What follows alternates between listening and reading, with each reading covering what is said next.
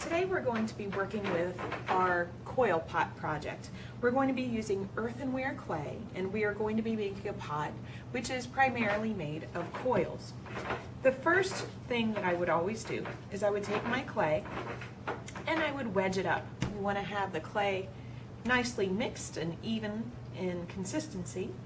And then I'm going to start off with the base of my pot. Now the base is not made of coils. The base is going to be made of a slab, and I try to get the slab the same thickness that the sides will be. I need to have it roughly about as thick as my finger or as thick as my pinky. You can see that this is still a little on the thick side. So you can squish it like that. You could take it and kind of gently toss it to stretch it. Okay. Or if you would prefer, in the bottom of your bins, you have a little wooden roller. You could use the little wooden roller and just roll it to the final thickness that you need it to be. So again, I'm going for about as thick as my finger or as thick as my pinky. Now, once you have designed your coil pot, you want to think about how big your base needs to be, because you want to make sure that you're still meeting the requirements for the size. Your base could be quite little if you're angling it out in order to meet the size requirements. For this one, I am not going to be doing a piece which actually meets the requirements of the project. Instead, I'm just quite simply going to demonstrate a lot of various techniques for this project. I'm going to start off by doing a base which is oval in shape. And once I have the base cut out, I'm just going to take my sponge and smooth out this top corner here, because you often have some sharp burrs that might occur. Now, you can work with your pot while it sits on the table. You could put it on a board, or what I'm going to do is I'm going to put it on a turntable so I can turn it more easily. I'm going to set a paper towel on the turntable first. The paper towel is going to, number one, keep the turntable clean, but more importantly, it will keep the clay from getting stuck to the turntable. So I will just set that to the side, and now I'm going to go ahead and prep some coils. You will most often enough not prep this many coils. You'll prep a few. I'm going to prep several just for time's sake. Now what you want to do is you want to first of all squish your wedged clay into kind of a sausage shape, and then twist the ends a little bit opposite of each other. By twisting the ends opposite, it will help to keep the coil round instead of going flat.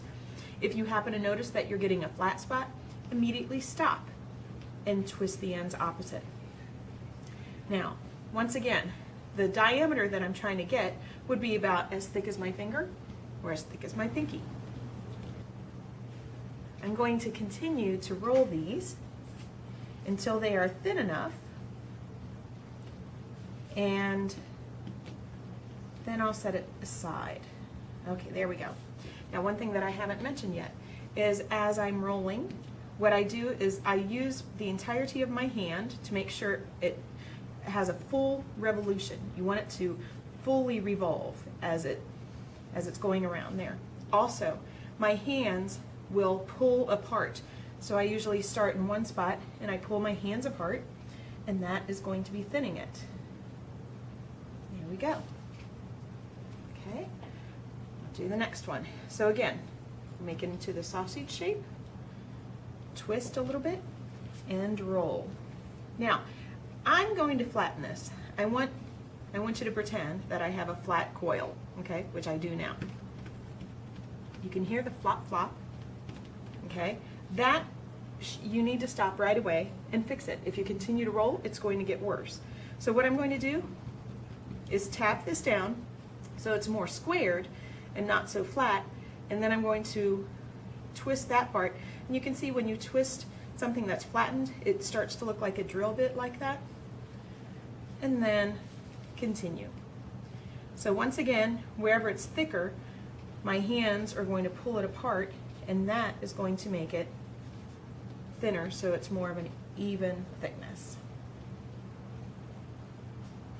Okay, I'll do just a couple more, and then we'll do an assembly.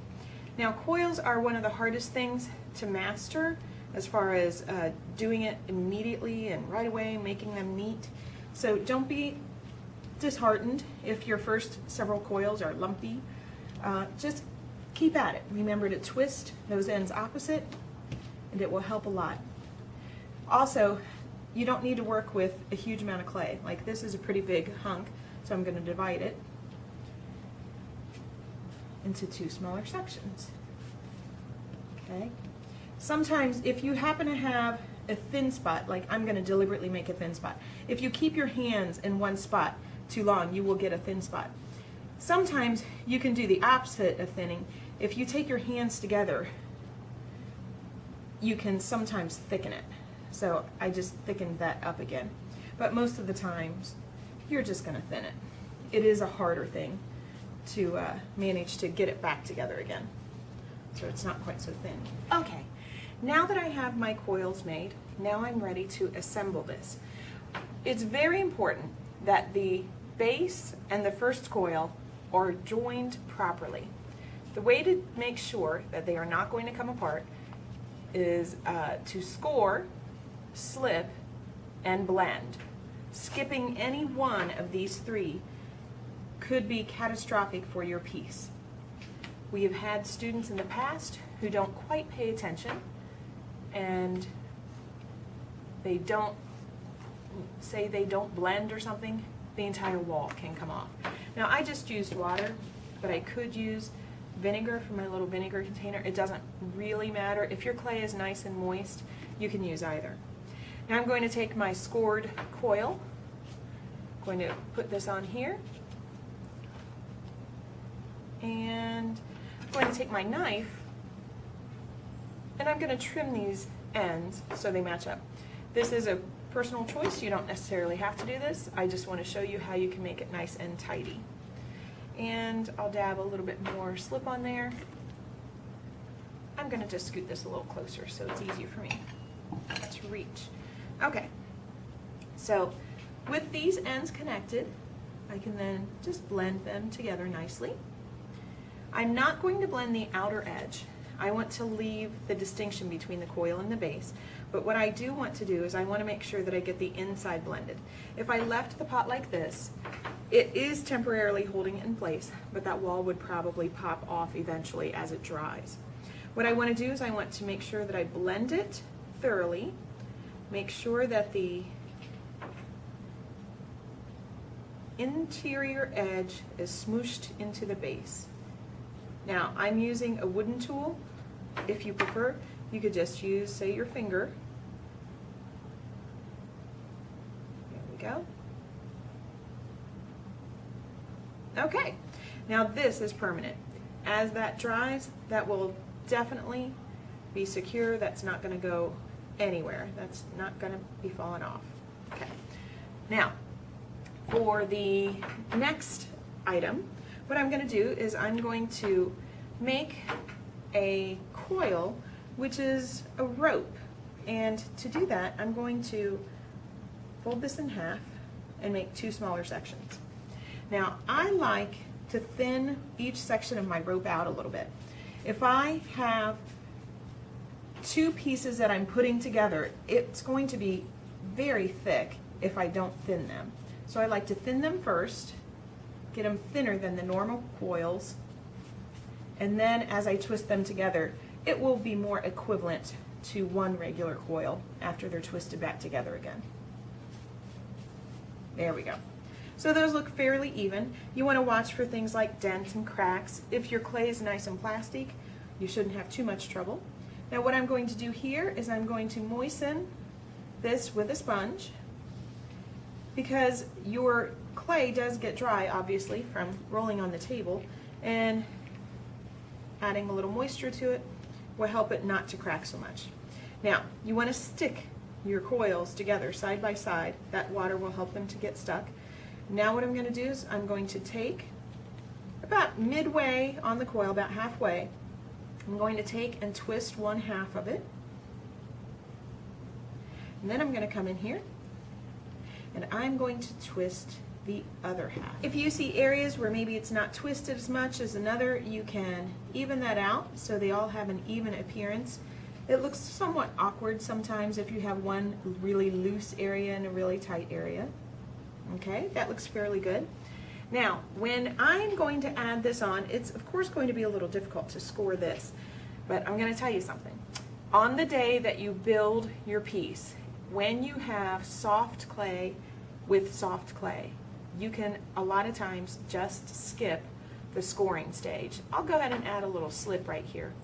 But my clay is very plastic that I'm presently using, so I can kind of get away with skipping the scoring. But from day to day, you must score and slip when you add new to old. Now I'm going to go ahead and trim these ends. I'm going to just move this again closer so I don't have to lean. And there we go. As I trim that, I want to try to get the ends to appear that they're matching up slightly. Okay, and let's do a little scoring right there. And a little slip. Now remember, I'm not doing anything which is thematic. I'm not doing anything that's sculptural today. I'm just showing you techniques. So as you are beginning to build yours, you need to think about your form and how things might be going inward and outward. And it's easy to change the direction. If you want it to go outward, you place it a little bit to the outside of the last coil. If you want it to go inward, you place it a little bit to the inside, so like that, and that would make it go inward. Now that I have this coil laying on here, while it's still very soft and plastic, you need to get it blended. Every day when you add clay on, that clay must be blended by the end of class. If you leave it and expect to come in the next day to blend it, it will not work, because it's going to dry and get a little tougher, a little stiffer overnight. So you do not want it to be left unblended at the end of a work session. Okay. All right. There's our rope. Now, the next one that I want to show you is I want to show you how you can do little spheres. And actually, they're not quite spheres. They look more like, say, a raindrop or something. If you want them to all be the same, roll a coil and cut them equally in length. Or if you want them random, do some little and some quite large, and then you'll have a variety of sizes. I'm going to go ahead and roll these, and then I'll show you what to do after I roll them. Okay, now you can see that I've taken the little spheres and I've rolled them, but again, they're not quite spheres. They're more like a raindrop. They have kind of a tail at one end and round at the other. Now, you can do any sort of variation with this that you might want to. I've had people kind of use this concept but create entirely different shapes. What I'm going to do is I'm just going to set these on the wall, and note that the tails will be sticking inward. And the tails are the part that actually get blended. I'll just kind of stack these up there. Okay, now if you can see this, where the ends of the tails are, and again I'll just bring this closer, what I'm going to do now is I'm going to gently hold the outside to keep me from pushing them over, and I'm going to take the little tails and kind of smoosh the tails together. This is a bit of a tricky thing to do sometimes, but just be careful. If you do little amounts at a time, it's sometimes easier. There we go. So that little section was not so bad to do. And then of course I could continue to build up with more of those if I want. Okay, you can see the inside is totally blended where those come together. Okay, next I have another technique, and this is kind of referred to as a snail coil because it's wrapped up like a little snail. What I'm going to do is take my coil and wet it, and then I like to taper the tip so I can roll it into itself. I like to taper it just because I think it's a little bit easier that way. And then I'll roll it up, and usually there's a good side and a poor side, so I usually try to put the good side toward the outside. So I'm just going to stick that right there on the wall, kind of temporarily holding in place. And I want to make a few more. of graduated sizes, because as you're thinking about your designs, remember you want to think about things like elements and principles of design, pattern. You want to think about rhythm, shape, movement, things like that. So I'm going to make a few more of these and then I'll come back and show you. Now, I have placed a variety of sizes. I have like big to medium to small, and I wanted to create a little sense of rhythm there, and they're really quite fun. They're not blended on the back yet because I wanted to show you two more techniques that you might like. I've got another snail coil that I'm starting, but instead of wrapping only one end, I'm going to wrap both. So this is quite fun. You can imagine you could have one end quite large, one end quite small. So I will put that on there. Of course, they can go any direction as well. And then I'll do one more where this is wrapped in the very same direction. Of course, that's a little baby one, but that gives you an idea. Okay. Now, what I'm going to go ahead and do is I'm going to blend. I'm going to hold the outside gently with one hand and blend with the other hand. I like to describe the outside holding as in if you were to cradle like a baby's head, very gently. You just want to hold it in place as you blend on the inside. Now, as you blend, you need to make sure that you blend all clay coils as they touch one another. So blend where they touch top to bottom and side to side. So if there's a crease between coils side to side, like here, I need to get that blended. Okay, and again, blend on the day that you put the clay on. Don't wait 24 hours and try to blend the next day. Okay. Next, I'll kind of show you what you can do. Let's say if you wanted to have something where you create a coil where it waves. Well, you can put in periodic elements, like you could put in a coil, a snail coil, and then have a space and another snail coil. And you could just quite simply take a coil that goes up and over. So say for instance, like on this, I'm going to trim the end first. Okay. So I could have this go up and over and then maybe end it right there on that side. I'll trim that as well. So it kind of frames it in. That gives you another idea. Okay. Next I have another kind of a coil. I kind of refer to this one as a fence. Okay, so I've got a regular coil here. I'm going to add some water to the surface so it's not going to crack. And then what I'm going to do is I'm going to bend this back and forth. Now you can imagine this can lead to all sorts of possibilities of things that you could create out of this. Okay, there we go. I will just trim this. Alright, and I'm just going to kind of stick it on the wall temporarily. As I get more things built to the side, it will be more stable in a minute. Okay. Next, kind of going on with this idea that I had shown you earlier, I want to show you how you can do sort of a rainbow sort of an effect. Now, you can do this with a central piece, or you can do it without a central piece and just have you know, a hole. I'm going to do it with a central piece just to kind of show you. So I have my coil. I'm going to wrap it around a central piece. I'm going to continue to wrap. There we go. And then what I'm going to do here is I'm going to take a knife and I'm going to trim them so they're somewhat even. There we go. And then this one I'll put over here. Okay. And maybe I'll go ahead and get that blended.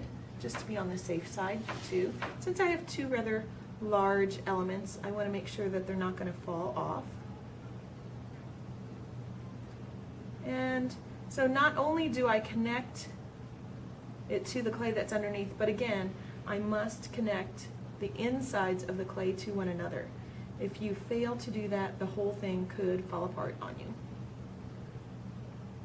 Okay.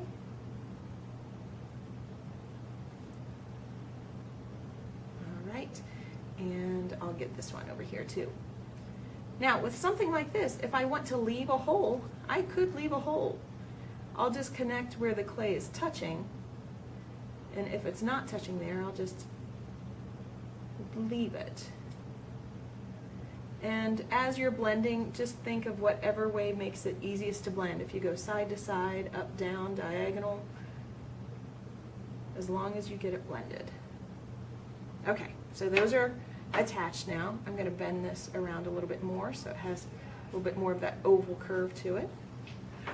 You can see that this is getting bigger by placing the coil slightly to the outside of the last ones. I was able to get it bigger. Okay.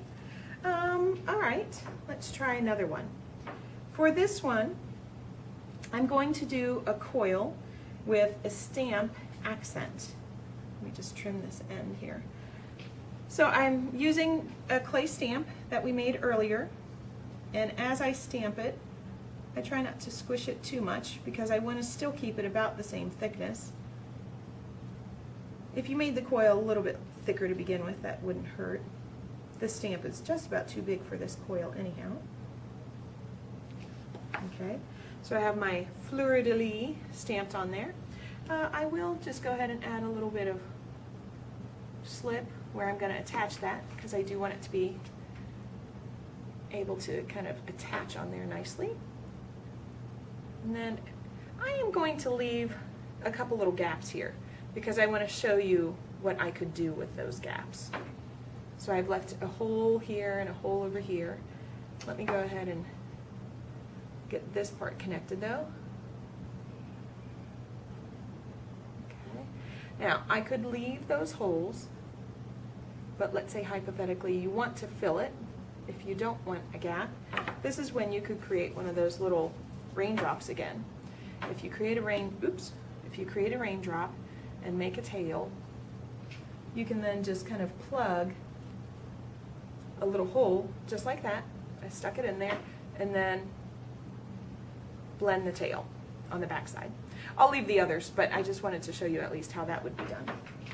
Okay, the next one that I want to show you is kind of fun. I'm going to take my coil, and this time I'm going to take a rolling pin and I'm going to roll it at an angle because what I want to do is I want to create kind of a wedge shaped coil. So sort of like a knife blade if you think about it like the blade of a knife. I'm going to trim this instead of doing the whole thing. So if you can see that, it's skinnier at one side, fatter at the other. Now I'm going to take my sponge, I'm going to just wet it down, make sure that it's not going to crack on me. Okay, and then by setting it on the fat side on the table, I can then take this and I can kind of wiggle it around. So it's similar to the one that I think looks somewhat like a fence. It's like this, except it's got a fine edge. So it definitely looks different. And this could, you know, be stacked up and down, side to side. I'll just put it side to side like so. And this one is probably one of the trickiest ones to blend because I don't want to damage the outside. I hold my hand out here while I'm blending the inside part. Okay, so now I've blended the insides of this. And again, if I want to leave it with a hole going through there, that's fine. I can do that. But these are also kind of fun where you could use these little raindrop sorts of things, and you could plug it into a hole like this if you wanted it in there. And then I'm just going to take that little tail and blend it as well. Okay. Next, I want to show you a coil where if you want to carve something like words, it's very difficult to carve on a round coil. So what I'm going to do is make a thicker coil that's flat. Okay, so when I say thicker, it's going to be more like my thumb, and I'm going to flatten it a little bit, but you have to be aware of the thickness of it. It still has to be the same thickness as the rest of the pot. You don't want to go too thin. So even though the coil itself is flat, it still needs to be the same thickness. Okay, so let's just add this right in here. I'll cut this. And then the flat side, I'm going to be placing outward, facing outward, and this will be my place where I could add a quote. And again, I can't emphasize enough, this is not a well-planned design, this is just a design with a million different things on it. So I'm starting to angle back in. If you want to change your angle and bring it in, you just bring the last coil a little bit to the inside of the one that was before it. Okay, so I usually don't carve it until it's closer to leather hard, as you've learned from doing the stamp project. It's much easier to carve when it's leather hard, so I would just let it sit until it is leather hard before you carve it. Okay, so that's for carving.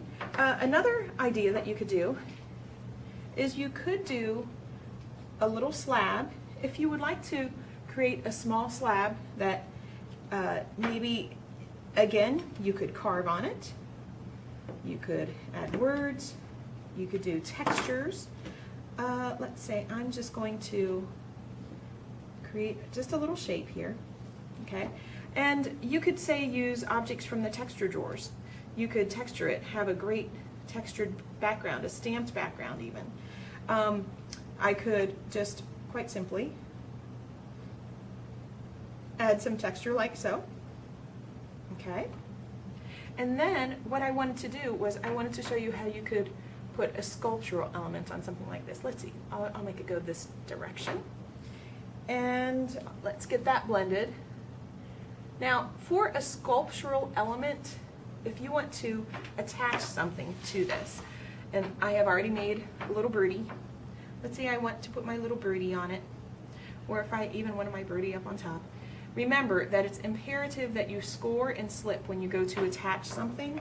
If you just take your sculptural piece and stick it on, it's going to fall off. So I really do want to score and slip where this bird is going to make contact. So I'm going to add some slip. I'm going to gently push him on. He's still pretty squishy, so I don't want to squish him too badly. And then what I'm going to do is I'm going to take a small paintbrush and I'm going to blend where he comes together.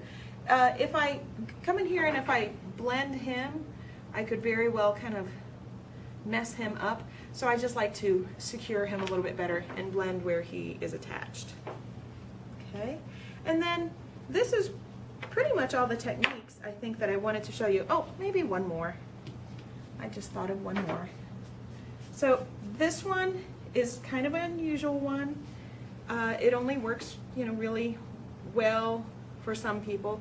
If you wanted to have some things that are draping out and sticking off, again, it doesn't work for everyone's pot, for everyone's design, but certainly it would be kind of cool, if you have shoelaces, or there was one in the PowerPoint that was yarn that was draping over the side of it. That certainly could work well for that. Now, I would never leave my top edge like this with these little gaps and grooves there. That's a recipe for disaster. So what I'm going to do is I'm going to make one final coil, and I would kind of unify the entire top edge with one final coil just to be on the safe side. So let me just roll that and I'll show you what I mean. And then on this, at the end of the building, when you are done building and yet it's not quite all the way leather hard for cleaning, what I do recommend is that you at least blend the interior with a rib as much as you can. And I could have it come up and around over this little guy, and then I'll just take it back down again. Okay, so now I'm going to just get this blended. Okay, now I have my top coil blended. Now what I would do is I would take a small rib. Let me just clean off some of the clay here. I would take a small rib and go over the interior a little bit just to help smooth out some of the tool marks. It'll make it a little bit stronger. Make sure again that you always have your hand on the outside when you're doing this blending or smoothing. And then we're ready to let this get leather hard. Now after it's leather hard, we're going to come in here, we're going to smooth out the interior even more. Eventually, when it's leather hard, we'll take a small dampened sponge over that and we'll make sure that we don't have any rough spots on the inside. But already this is looking much better with this rib. And then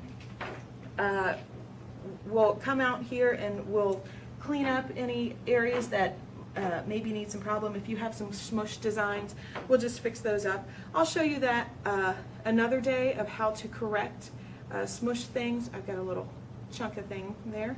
And that's it. And that is the demo on how to build a coil pot and various designs that you might like to use, but don't be limited by these. You can come up with any of your own design.